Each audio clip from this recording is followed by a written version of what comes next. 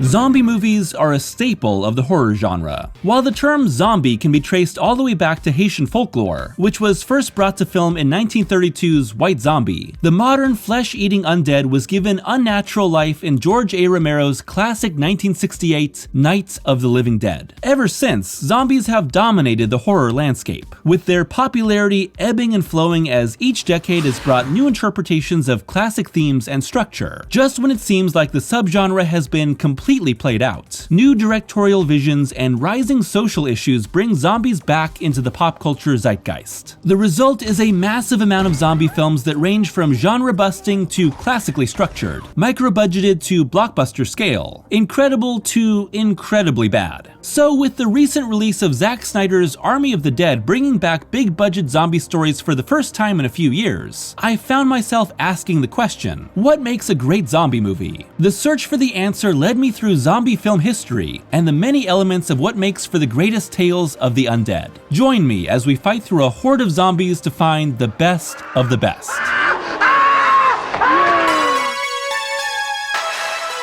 The modern zombie film as we know it began with Romero's Night of the Living Dead, and while I've discussed Night and Romero's original trilogy of the dead as a whole in an older video, it's still worth discussing here. Romero and co-writer John Russo created Night as a low-budget means to break into the film industry, with the creators drawing from stories like Richard Matheson's I Am Legend, but with an important twist. These terrifying creatures would specifically be cannibalistic cadavers who unexpectedly reanimate. The tide of zombies forces together a band of survivors in a boarded-up farmhouse who must work together to survive the night. Spoilers, they're not so lucky. Of course, it's important to note that the word zombie is actually never used in Romero's original film. The filmmaker thought of them as ghouls and something distinctly new. But the term zombie from Haitian voodoo culture was quickly connected to and redefined by these reanimated corpses, due to both having the idea of a living dead in common. Night not only gave us the modern reanimated flesh-craving corpses that define the subgenre, but the basic story structure and character conflict that has come to define the decades of film that followed. The classic zombie film follows a few central characters whose normal lives are suddenly interrupted by an outbreak of the living dead, either locally or globally. The systems, military, and police in place are completely unprepared to handle such a threat, and are quickly overrun. The danger forces our lead characters to join forces with other survivors from disparate origins and viewpoints, often clashing in their methods of survival. Typically, the fight against the undead forces the survivors into a single location, where they're besieged by zombies.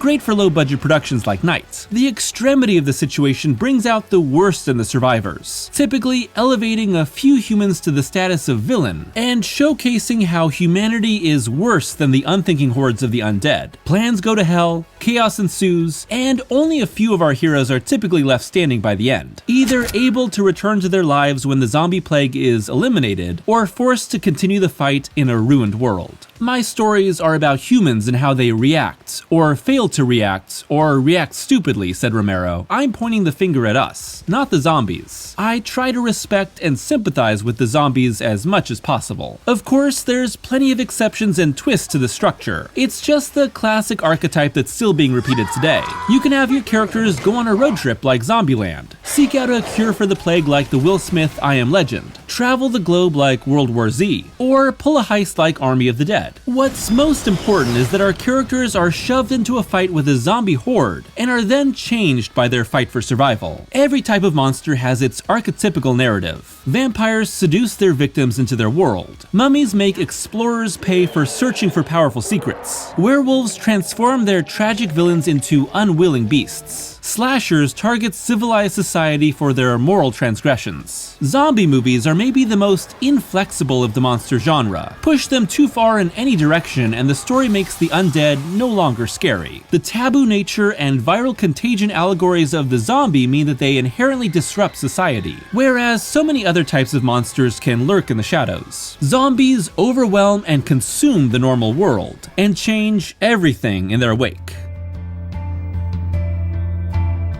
There are certain types of characters that are bound to show up in zombie movies. The challenge is for filmmakers to not totally play into cliches when forced to use them in meeting audience expectations. They usually fall into three categories. The hero, or heroes, who are fortified by the fight for survival. These are men and women dealing with some sort of crossroads in their life, or social issues they have to overcome, inevitably turning into a hard-ass that can destroy waves of the undead. Think the titular Shaun of Shaun of the Dead, Sarah of Day of the Dead, or Norman of Paranorman. The heroes of zombiedom have greatness thrust upon them. The villain, who gives in to their worst impulses as society breaks down. While zombies present a larger metaphorical challenge, these characters represent the worst ways that humans can respond in times of both crisis and opportunity. Of all the character types, these are the ones that have the highest chance of ruining your movie, as they can easily move from being an interesting complication to an annoying one. Ultimately, we all know these characters will bite it in the end, and the satisfaction of seeing it is usually due to our annoyance with them. Captain Rhodes of Day of the Dead stands as one of the best lunatic villain deaths in zombie history. And the fodder. All the characters destined to die in a shower of blood and guts. Some are obvious red shirts from the start. Some are surprises that subvert narrative expectations. Some lose their minds and nerve from the pressure of a zombie apocalypse. And some go out like stone cold champs. Zombie movies naturally have a high body count, and the ultimate survival of the protagonists is never guaranteed. The overall moral clarity or murkiness of each of these human archetypes will vary from film to film depending on the message intended by the creators. Sometimes a director is trying to tell us that we all suck and that the zombies are better. Sometimes everyone is varying shades of scumbum. And sometimes a director believes in our ultimate goodness. But that happens a lot less. Everyone believes that in times of crisis, they'll step up and kick ass like a zombie film hero. But the believability of losing your and getting your throat ripped out like so many of these characters makes zombie films just a little more relatable.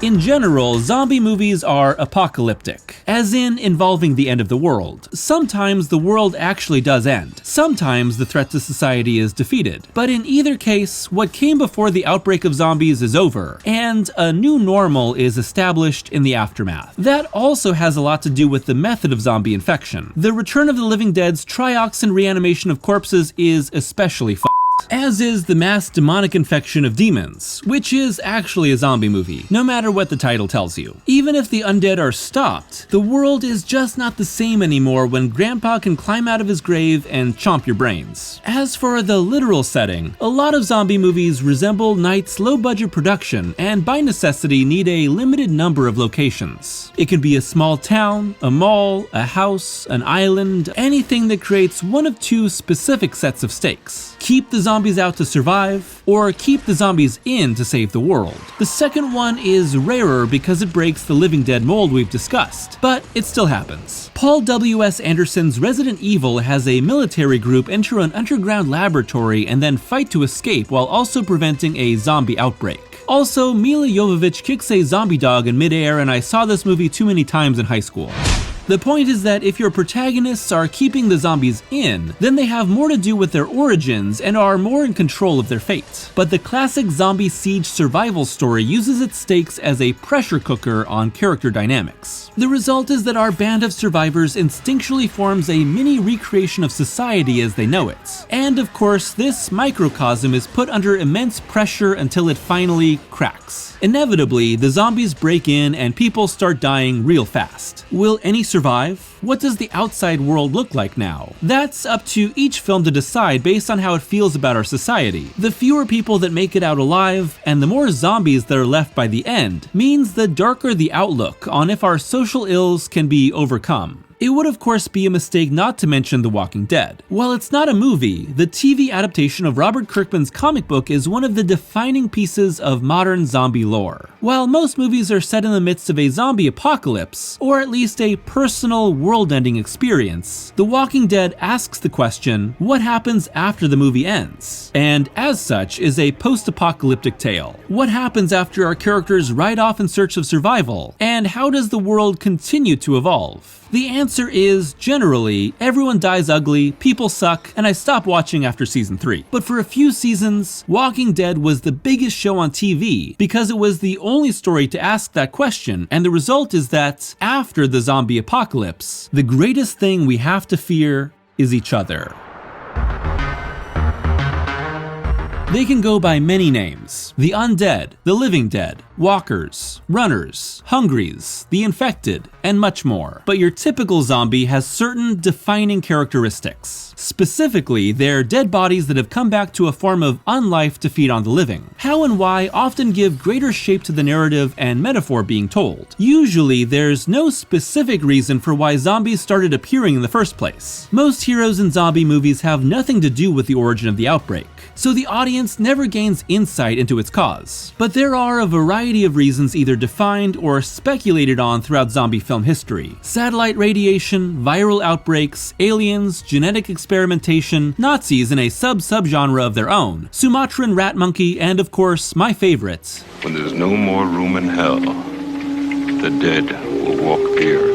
But because our characters often never know why, the randomness and extremity of their situation forces them to find a meaning for themselves. As discussed in Zombies in Western Culture by John Vervaeke, Christopher Mastropietro, and Philippe Miscavige, because of its mindlessness, the zombie does not possess malevolence, even as it drags itself forward in consumption. It is merely scrabbling to satisfy a base instinct of its own craving. The zombie, dangerous, hideous, and destructive though it is, intuitively defies the category of evil. This, of course, does not account for Lucio Fulci's nightmare hell portal zombies of the Beyond. The classic zombie is slow, decaying, mindless, and mostly dangerous due to a sudden surprise or overwhelming numbers. Most often, destroying the brain will kill them, but some are far more resilient, like Return of the Living Dead's basic inability to die. In recent years, zombies have become lightning fast, with Danny Boyle and Alex Garland's 28 Days Later sparking the new wave of zombies with their rage-infected hordes. Soon, Zack Snyder and James Gunn's Dawn of the Dead remake in 2004 translated that to its running zombies, with the example maybe hitting its most ludicrous with World War Z in 2013, which had its undead hordes move like a tsunami. The new interpretation was, of course, met with skepticism by zombie purists, but it reinvigorated the genre, leading to a zombie boom in the 2000s that rivaled the one seen in the 80s. What's scarier than the hungry dead? Hungry dead that you can't outrun. I'd also be a fool not to briefly discuss Capcom's original Resident Evil video game, blending classic slow zombies with haunted house stylings and an evil corporation's viral engineering gave zombies fresh blood in the 90s. Of course, RE would evolve past The Walking Dead, but the classic T-virus zombie is crucial within the larger mythos of the dead, and has inspired more scientifically minded zombie plagues in the decades since. And of course, when we're talking about zombies, we have to talk about the bite. There's something very socially transgressive about the idea of the bite. If you saw someone biting a chunk out of a person in real life, you'd think, what is up with that dang ass freak? And because zombies exist within the uncanny valley of personhood, standing in the uncomfortable middle ground between dead bodies and living people, and only somewhat less disturbing than Disney's computer-generated Star Wars actors, the bite acts as that ultimate transgression of social norms. Throw on top of that the methods of viral infection that turn zombies into a walking metaphor for whatever disease or social issue spreading that you'd like, and the motivations for biting. Return of the Living Dead's desire for brains and its zombies being compelled to eat because it eases the pain of being dead is one of the great additions to zombie lore, and you get some great flexibility. Even the mere thought of touching a zombie is dangerous, and highlights the fine line between life and death. And with it comes the horror of knowing you're doomed once bitten. No one wants to become a zombie, and those that do are those that have become completely disillusioned with life. Dad, you killed the zombie Flanders! You was a zombie? We've spent a lot of time talking about the recurring elements of the zombie genre, but what good are the rules if you don't break them every now and then? 28 Days Later doesn't have actual zombies per se, but instead rage-infected humans who basically behave like fast zombies. The infection is fast, the affected lose their humanity, and the virus spreads like wildfire throughout Britain until only a few are left. You could say that a lot of Italian zombie movies fall into this category because they refuse to follow any rules, have a sense of internal logic, or generally speaking, even make any sense. But that's part of the fun. These zombies are often magically created, behave abnormally, and are never truly beaten. Wes Craven's The Serpent and the Rainbow becomes a genre breaker for being the rare film about Haitian voodoo zombies at the height of the 80s zombie boom. Stuart Gordon's Re-Animator takes an H.P. Lovecraft story for a mad scientist-focused gross-out comedy that turns more and more into a zombie survival movie as the bodies start piling up. And of course, when we're talking about genre breakers, we have to talk about the romantic zombie comedy, or the rom-zom-com. Edgar Wright and Simon Pegg's 2004 Shaun of the Dead coined the phrase with its meta-story of two slackers trying to survive the undead apocalypse through their knowledge of zombie movies. And while the film is consistently funny in its approach to horror, it's also very reverent of the genre, and Romero's vision in particular. While there'd been zombie comedies before Shaun, Wright's film created a new boom of zombie comedies alongside the darker and fiercer concurrent boom inspired by Snyder's Dawn remake. And each of these comedies, or at least the good ones, attempted to put their own spin on finding the funny in the apocalypse. And then there's One Cut of the Dead. Released in 2017, One Cut of the Dead is a low-budget zombie comedy done in a single take, and follows a group of filmmakers trying to make a zombie movie who are suddenly attacked by real zombies. But there's a twist. At about 30 minutes in, the one-take movie ends, and we realize what we've seen is a movie within the movie. Afterward, we go back in time and watch the cast and crew try to make the film we've just watched as everything quickly falls apart. The result is a love letter to movies, and the inevitable highs and lows that come with making a micro-budgeted passion project. Similar to Romero's Diary of the Dead, but much better. It's a great movie. Check it out.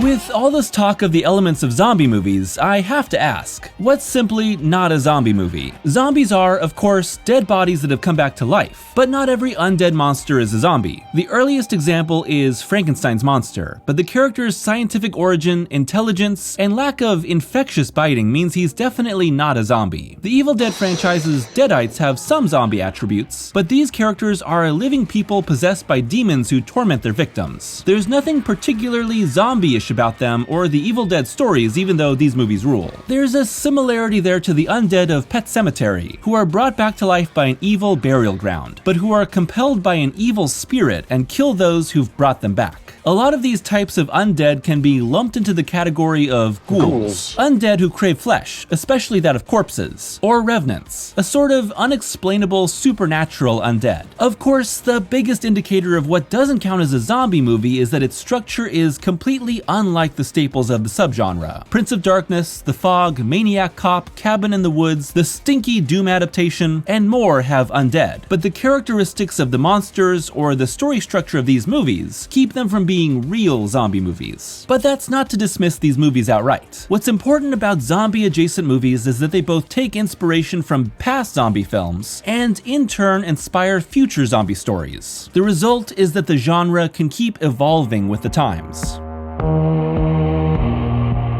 Every great zombie movie is saying something more than just its battle for survival, and the best of the best speak to their times specifically. This is lived out through the themes and key metaphors that the undead become vessels for. Romero's series of Dead films speak to social unrest, societal upheaval, and the inevitable collapse of civilization, with Dawn of the Dead maybe being the most influential thanks to its clear multiple layers and critique of modern commercialism. The zombies, after all, are drawn to them all because it's the only thing in their past life they remember, commercialism being society's top priority over meaningful connection. World War Z speaks to pandemic fears and the ways in which the world can quickly become unbalanced in a viral outbreak. The recent Army of the Dead uses its zombies and its war veterans as symbols for the constant cycle of war and the demonization of the enemy. The Dead Don't Die sees zombies as climate change, with humankind's inaction letting destruction run rampant. Pontypool has its virus transmitted by the English language, critiquing the degradation of language and its ability to harm as much as any physical attack.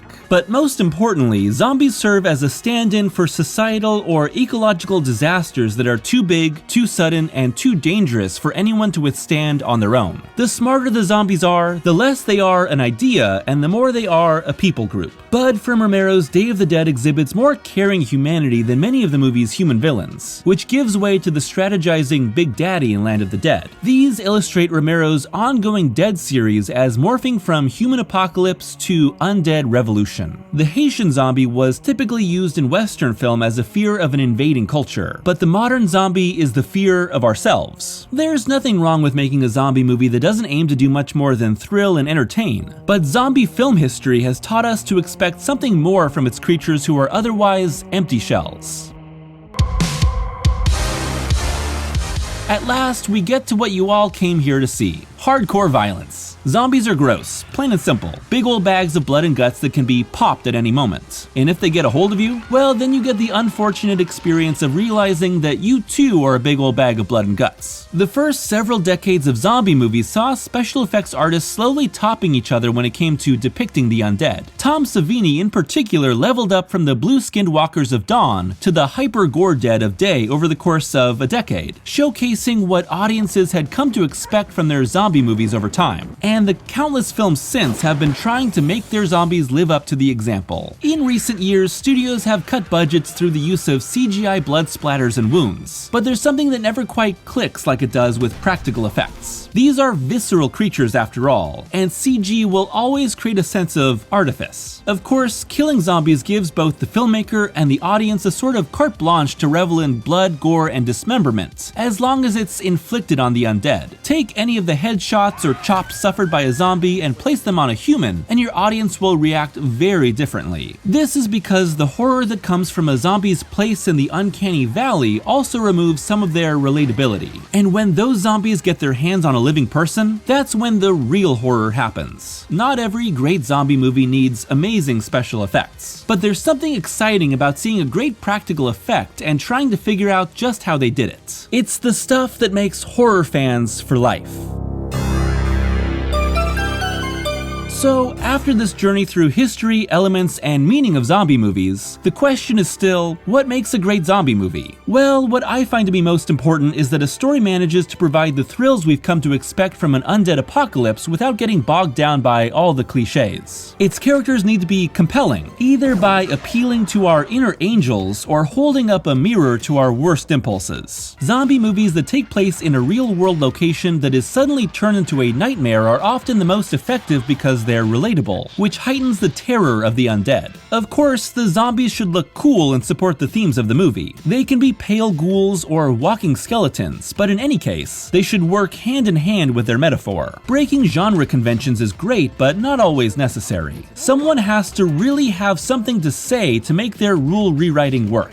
The best of the best say something more than just zombies are scary. Whether it's about a person or society as a whole, compelling zombies Trojan horse a meaning into the movie. And of course, a good helping of blood and guts that underlines the horror, the drama, or the comedy of the film is a major plus. How those elements come together means that what someone considers a great zombie movie changes from person to person based on preference. But there are a handful I would consider the greats. Night of the Living Dead, a classic that is still unsettling and whose underlying currents of racism and social unrest still hit hard today. Dawn of the Dead, slower and more meandering than what modern audiences might expect, but Romero's bitter social commentary, killer early effects by Savini, and some oddball humor mean you have maybe the zombie movie to rule them all. Zombie 2, Fulci's zombie epic is full of gross-out effects and strange detours, but it's a perfect example of the subgenre's massive popularity in Italy, which took Romero's early ideas and ran in all directions with them. The Beyond, this is just absolutely nuts stuff. And that works in favor of its horror because the only thing scarier than zombies is zombies that don't make sense. Day of the Dead, my personal favorite of Romero's Dead films and one filled with a ton of unlikable people, but its effects, point of view, and conclusion are killer stuff. Re-Animator, Stuart Gordon's gonzo take on Lovecraft is part Frankenstein, part zombie movie, and full of shocks in just how far it's willing to go, with Jeffrey Combs stealing the show. Return of the Living Dead, a major punk-infused take on zombies that came from John Russo splitting with Romero and retaining the rights to the Living Dead title. The Tarman, Trioxin, brains, and a pitch-black ending make this one of the most influential zombie movies of all time, and with good reason. Dead Alive. Peter Jackson's insane splat-stick take on zombies will make you laugh and want to throw up, usually at the same time. Come for the Kung Fu Priest, stay for the climactic lawnmower blood and guts fest. 28 Days Later. Maybe the most influential modern zombie movie is fairly light on scares, especially in its daydreamy mid-film road trip. But its images of an empty London, red-eyed infected, and cruel humanity are unforgettable.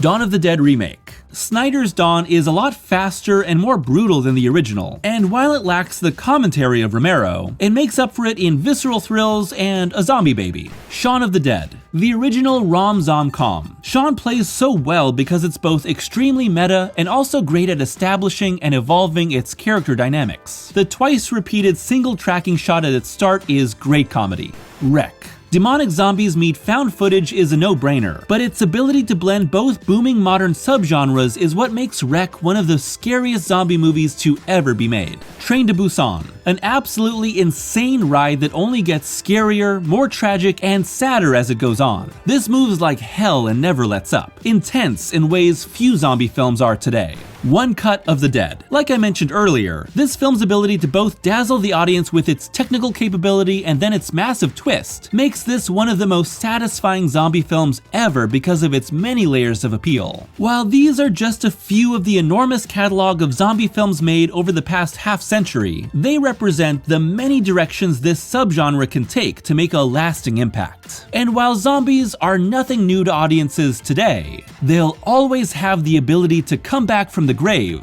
for one last bite.